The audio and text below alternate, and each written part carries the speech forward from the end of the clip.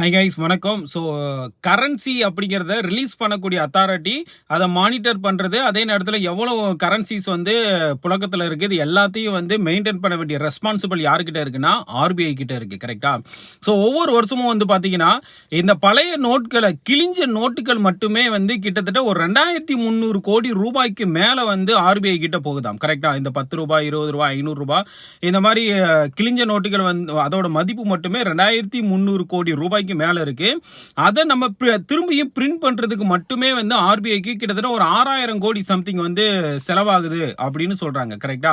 So இதனால என்ன decide பண்ணிருக்காங்கன்னா, அதிகமா கிழியக்கூடிய 10 ரூபாய் 20 ரூபாயை ஃபர்ஸ்ட் நம்ம வந்து பிளாஸ்டிக்ல வந்து நம்ம ரிலீஸ் பண்ணலாம் அப்படின்னு சென்ட்ரல் கவர்மெண்ட் அண்ட் ஆர்பிஐ வந்து டிசைட் பண்ணியிருக்காங்க. எஸ், ஆமாங்க, 10 ரூபாய் 20 ரூபாயா ஸ்டார்டிங்ல ட்ரையல் மெத்தட்ல பிளாஸ்டிக் பேப்பர்ல வந்து ரிலீஸ் பண்றதுக்கு அப்ரூவல் கொடுத்துருக்காங்க.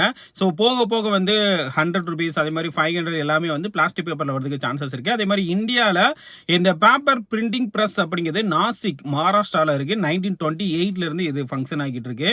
அதே மாதிரி டிமானிஸ்டேஷன், ஓகே, ஸோ பண மதிப்பிழப்பு அப்படிங்கிறது நவம்பர் 8ஆம் தேதி அனௌன்ஸ்மெண்ட் பண்ணாங்க. அது எந்த வருஷம்னு தெரிஞ்சுன்னா கமெண்ட்ல பதிவிடுங்க. நன்றி.